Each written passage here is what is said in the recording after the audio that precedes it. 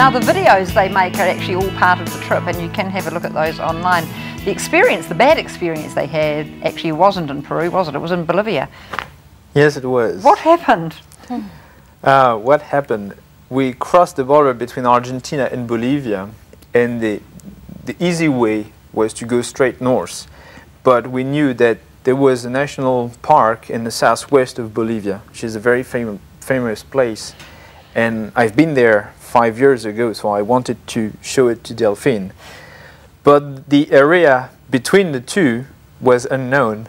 It's a whole mountain range, and we couldn't find any information about it on the internet. So we asked the locals, and some of them would say, yeah, you could do it, and some would say, oh, terrific. So in the end, we decided to go for it, and it really was an adventure. It was quite tough. What, all uphill, or what made it bad? It was difficult because it was very high in the altitude. Yeah. Then it was very cold at night and not so hot in the day. It was winter. It was okay. So we biked for 2 weeks and a half at night. Between 4,000 meters and 4,500 on average, minus 20, 22 every night, and at most 10 degrees during the day. It was difficult to find water. And what about food? And food as well. But we can carry on 1 week of food, but not 1 week of water. Yeah.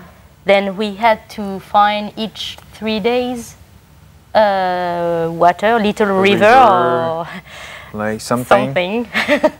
And Bolivia is big as 2.5 times France, and it only has 1,000 kilometers of sealed roads.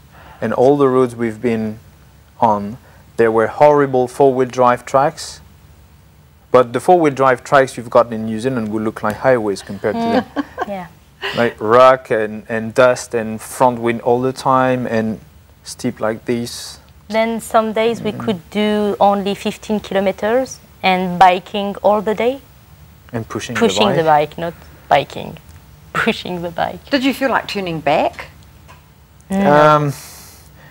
Nope, because by the time we got so exhausted that we were fed up with Bolivia, we were more than halfway through it, so it didn't make sense to come back. What happens to the two of you in a situation like that, and when your tempers start to get a bit frayed? Or we are very different. I closed my mind and I can't communicate.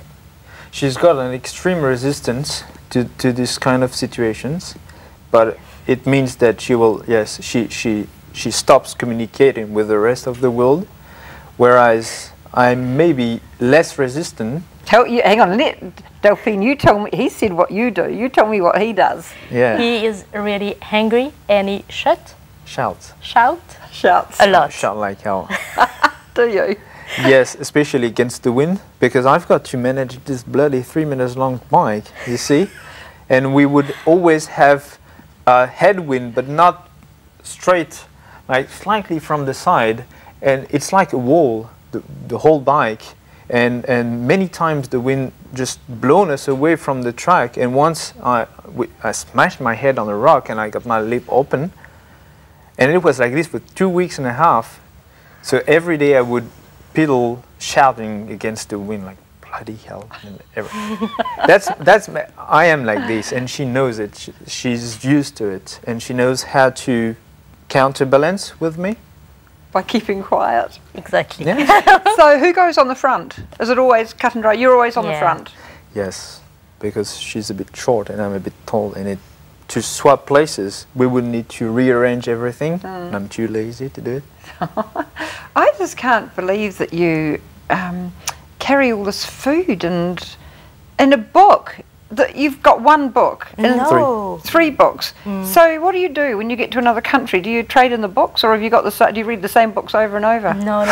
We exchange books. Do you read books in English or in French? In English. In English, in Spanish, in French. Anything we find, it's okay. How many languages do you speak? Including French, 4. Do you? Including French, 3. You do. So communication wasn't a problem? along the way? So far, no. No, okay. It was a fantastic experience in South America to speak Spanish with the people. Yeah. I think when you're traveling, if you don't speak the language, you miss a lot. And I'm quite frustrated to know that we're going to Asia and we won't be able to talk with the people. And I found it very frustrating. You haven't been to Asia yet? No, we're going next. No, well, we're going to Australia and then to Asia. So how long have you been in New Zealand? 3 months, more than 3 months. 3 months and a half, I think. And what, you've done all the North Island? Yes. It took us ages. Did it? Blame it on the Kiwis. We cycled for probably 1 month and stayed with people for 2 months. Oh, did you? Yes. Did people just say, come and stay? Yes, all the time. And we say, okay, we stay. Yeah. Yes. It was really, really wonderful. Oh, isn't it? We were invited for the Christmas in the family in close to Mangatarata in the north. And then we spent 10 days with the family. They got us on holidays in their batch. And we spent, there was a party for the daughter's birthday. Got invited to it as well. Yeah. And then Christmas. And yes, it was a lovely time. Betty Murray, if you hear us, thank you. I'm very interested to know, and we'll get back to it in a moment, how they actually survive financially around this journey back soon.